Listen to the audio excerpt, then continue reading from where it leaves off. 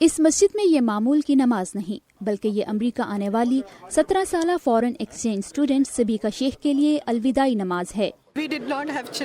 ہمارے اپنے بچے نہیں ہیں، یہ پہلی بچی تھی جس نے ہمیں امی ابو کہہ کر پکارا تھا۔ وہ بالکل ہماری اپنی بیٹی جیسی تھی۔ عظمیٰ پروین امریکہ میں سبیکا کی پہلی میزبان ماں تھیں۔ سبیکا کے انسٹاگرام پر پوسٹ کی گئی اس تصویر میں ایک ایسی لڑکی کی جھلک ہے جو امریکہ میں اپنی زندگی کے حوالے سے بہت پرجوش تھی۔ وہ بہت کچھ بننا چاہتی تھی۔ ایک بڑا دکھ یہ ہے کہ وہ مشہور ہونا چاہتی تھی، لیکن ایسے نہیں۔ میں اس طرح اس کی تصویر ٹی وی پر نہیں دیکھنا چاہتی۔ میں اسے متاثرین میں سے ایک کے طور پر نہیں دیکھنا چاہتی۔ نماز جنازہ ادا کرنے والوں میں ایکسچینج پروگرام کی کوآرڈینیٹر گیری منلوف بھی تھیں۔ انہیں یاد ہے کہ واقعے کے روز انہوں نے سبیکا کو میسج بھیجا لیکن انہیں کبھی جواب موصول نہ ہوا۔ وہ اور 2 دوسرے اسٹوڈنٹس اور ایک ٹیچر کلاس روم میں چھپ گئے۔ انہوں نے خود کو الماری میں بند کر لیا لیکن حملہ آور نے انہیں ڈھونڈ لیا۔ میری ایک اپیل ہے، پلیز کچھ کریں۔ کسی ماں باپ سے ان کا بچہ نہیں چھیننا چاہیے، اس کا بہت دکھ ہوتا ہے۔ سبیکا کی میزبانی کرنے والے دوسرے خاندان کے افراد بھی اس موقع پر موجود تھے۔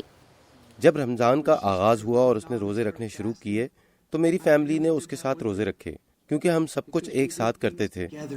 میں آج تک اس جیسی خوبصورت اور پیار کرنے والے انسان سے نہیں ملی۔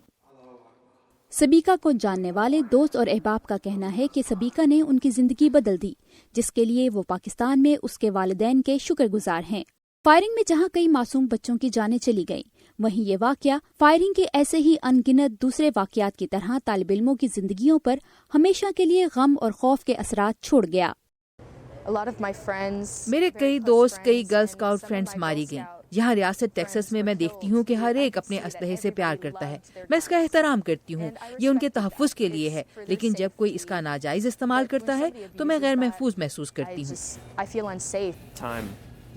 صرف وقت ہی اب میری مدد کر سکتا ہے۔